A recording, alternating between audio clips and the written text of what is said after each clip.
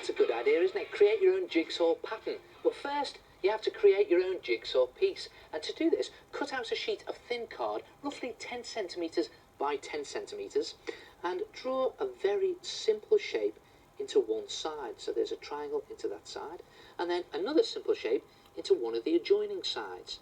And you can use any of the two sides as long as they are adjoining. There we are, very simple shape like that. Then cut those shapes out so you have something that looks like that. Now watch this. Move this piece to the opposite side and position it exactly opposite from where it was cut out. And you have to do that very accurately. I'm just doing it quickly here to show you. You can maybe measure it with a ruler and do the other piece and put that onto the opposite side, exactly opposite from where it was cut out. And when you've done that, take them into position very carefully and you have a jigsaw piece. There it is. And then place it onto a piece of white paper, a nice big piece of white paper, and just draw around your jigsaw piece to create your jigsaw pattern.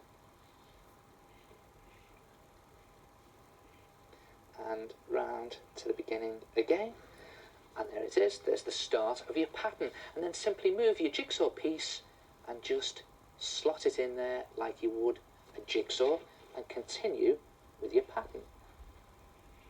And you have to be quite accurate with this, so take some care and some time doing it, but you build up just a fantastic crazy pattern. There you go. Move your piece again and then slot it in to another section and keep going. Cover the whole of your paper, and when you're finished you'll have something that looks like that.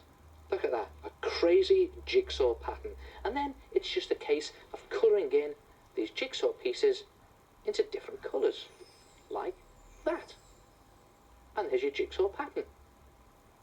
And when you've done a simple jigsaw pattern, maybe you can make a jigsaw piece that's slightly more complicated.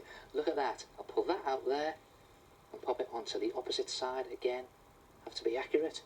And that over to the opposite side, exactly opposite from where it came from.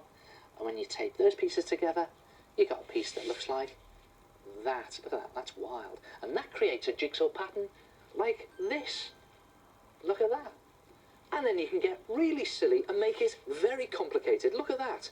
And again, it was created from a square, and that creates this pattern. And I've even coloured that pattern in with coloured patterns. Try it yourself. A crazy jigsaw pattern. Are you one of those people whose bedroom is so full of junk and clutter you can never find anywhere to hang your clothes or your bags? What you need is one of these. A snake hook. Watch this. Hang it up, and then hang it up. Come on, have a look at this. Cut the side from a cardboard box and place it so that the corrugated ridges run from the top to the bottom. Now you can sometimes see the pattern of the ridges in the cardboard. If not, look for these wavy edges and place them at the top and the bottom, and this will give your snake hook more strength. Then take a cup and place it near the top of your cardboard, upside down, and then just draw around the cup, starting at one side. At the right hand side, draw 3/4 of the way around your cup. Not all the way, just 3/4 of the way. And then move your cup down like that, and starting where you left off, continue, but this time going the other way around the cup. So you go 3/4 of the way around the cup, and you end up at the left hand side, and you've just drawn an S around your cup. And then fatten the S up by drawing a snake, using that S as the middle of your snake. Just go all the way around the line. Now your snake needs to be about 3 centimetres wide, using that line as the middle, and give it a nice pointy tail and a nice pointy head, but not too pointy. And you can just keep altering the shape of your snake, and when you're happy with it, cut it out. Now if you have difficulty cutting cardboard out, you can always wet it a little bit first. And when it's cut out, you'll have a cardboard S. Then take 2 double page spreads of newspaper and roll them up lengthways. As you can see, I'm rolling very loosely. In fact, I'm just scrunching the paper up, and then twist one of the ends like that, fold it under to create a point, and then place that point on one end of your cardboard S, and then just tape it into position like this. There it goes, tape on the top there like that, and then it's just a case of tucking and scrunching the paper to the shape of the cardboard, and as you go, just tape it. It's good fun to do this.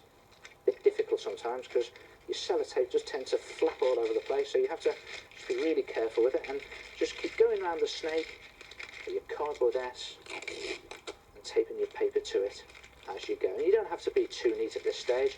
And at the end, if you've got any newspaper left over, just simply snip it off and tape it down. Then do this with your other piece of newspaper. Again, you have to roll it up and crunch it up and then scrunch it to your cardboard S on the other side. And when you're finished, you'll have a nice, fat paper cardboard S. Look at that, done on both sides. And then for your snake's eyes, just roll up some small balls of newspaper and tape them to the top. One there and one there, like that. And then to strengthen your snake hook, you have to cover it in kitchen roll. Now I've just torn some strips of kitchen roll like this. The reason I'm using kitchen roll is to give it strength, and the secret to a good snake hook is strength. Take these strips, just thin strips, and start to wrap them around your snake, a bit like a bandage actually, just wrapping it around as you go. And then mix some PVA glue with water, 2 parts glue, 1 part water, and just glue down your kitchen roll. And the idea is to cover the whole of your snake in this kitchen roll bandage, if you like, even your snake's eyes. And as I say, the key to a good snake hook is strength. So go over it in 3 layers of kitchen roll and PVA glue. And when you've finished, leave it to dry overnight and you'll have something that looks like that. Look at that, 3 layers of kitchen roll and PVA glue, and it's gone rock solid. And now it's ready to paint. But first, I'm just going to draw in a couple of snaky details. Now you can use pencil at this stage if you like. I'm just using pen to show you. Just draw on some eyes. And I'm going to go over this in paint anyway, so it doesn't have to be too neat.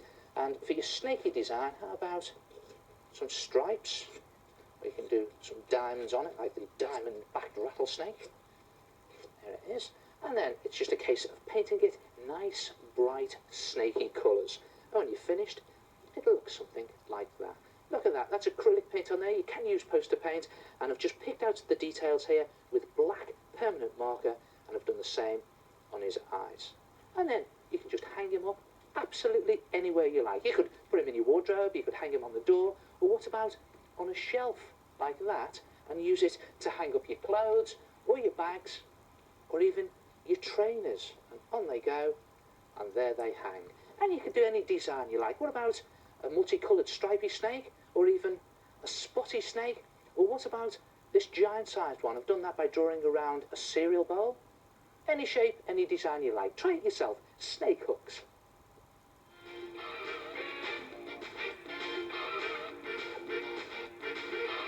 Oh yeah, and one more thing before I go.